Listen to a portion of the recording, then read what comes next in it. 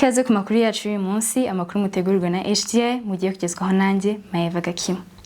Kuva tariki 12 kugeza tariki 13 z'uku kwezi, HDI yahuguye abanyamakuru 30 ku burenganzira bwa muntu.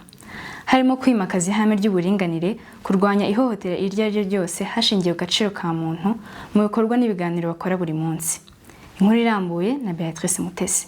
Abanyamakuru bahuguwe harimo abakora inkuru zanditse, abakora kuri radio na televiziyo, abakorera inkuru zabo ku mbuga nkoranyambaga n'ahandi. Aya mahugurwa agamije gufasha abanyamakuru kugira ubumenyi ku buringanire no ku burenganzira bwa muntu. Ibi bizatuma birinda ivangura iryo ari ryo ryose ryaba rishingiye ku gitsina cyangwa ahandi, bityo no mu nkuru zabo bazajya bakora bashingiye ku gaciro ka muntu aho gushingira ku kuntu sosiyete ifata umuntu.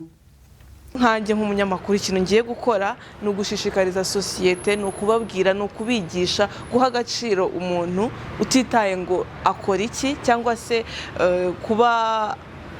kuba yitwa ngo ni indangamirwa muri sosiyete cyangwa se iki.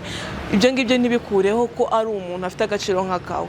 Umuhe serivisi nk'iyo nawe wasaba, ahabwe serivisi nk'iyo nanjye nahabwa, bitavuze ngo kubera ko akora iki ngiki, kubera ko ari uyu nguyu hari ikintu atemerewe, cyangwa se ngo umuce amazi, umusuzugure, umutesha agaciro muri sosiyete. Icyo nicyo kintu ngiye kwibandaho nk'umunyamakuru ndetse no kugishishikariza sosiyete muri rusange. Aya mahugurwa kandi azabafasha gukosora imvugo abantu bakoresha zidakwiye ku kiremwa muntu mu gihe barimo gukora inkuru zabo cyangwa ibiganiro.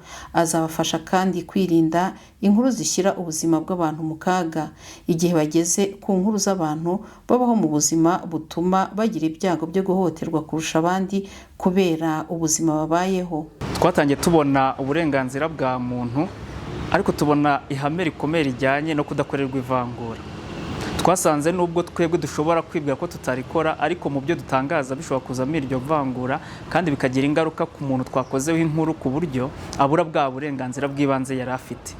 Ushobora gutangaza ikintu ugasanga abari bubone wa muntu, urugero nk'ubu wenda nk'amahugurwa dusoreje ajyanye n'ibyiciro byihariye by'abantu, kubera ukuntu wavuze wa muntu ugatuma agirirwa urwango aho agenda.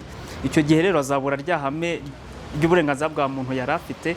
Tubona ko dukwiye guhindura uburyo dutangazamo ibyo bintu, ukirinda za mvugo zishobora gutuma umuntu akorerwa ivangura, akabura bwa burenganzira bw'ibanze bwa muntu yari yemerewe. By'umwihariko nk'aba social media influencer tunabona ko n'igihe ubonye hari yaba umuntu wa postinze ibintu birimo rya vangura, wowe ushobora no gutanga ubundi butumwa buvuguruza, kubera ko hari abagufatiraho urugero, hari abumva ibyo uvuga bakabifata nk'ukuri.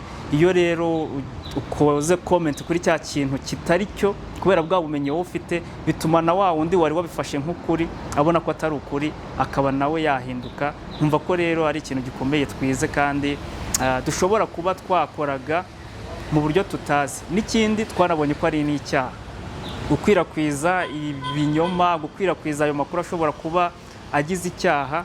Tugomba kubyirinda nk'abanyamakuru, tukamenya ibyo dutangaza, ariko nanone n'ibyo dushobora natwe gusharinga dukuye n'ahandi nabyo tukabanza tukabyitondera kugira ngo tudasanga turi kuyobya abantu aho kugira tube turi kububaka. Mu nkuru bazakora kandi bazabasha gushishikariza sosiyete kwirinda ivangura mu gihe umuntu aje kwaka serivisi.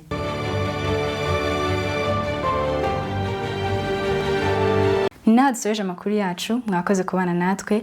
Mwari kumwe nanjye Maeva Gakima, naho utaha.